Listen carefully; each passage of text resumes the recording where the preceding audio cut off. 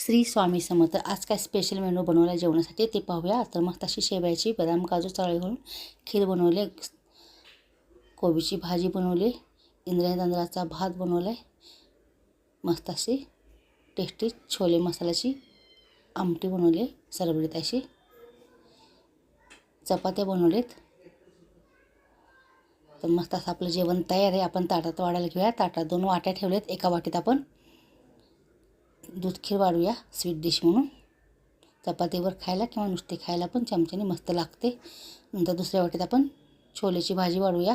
तर मस्त अशी टेस्टी झणझणीत बनवले. नंतर कडाला इंद्रायणी तांदळाचा भात वाढूया.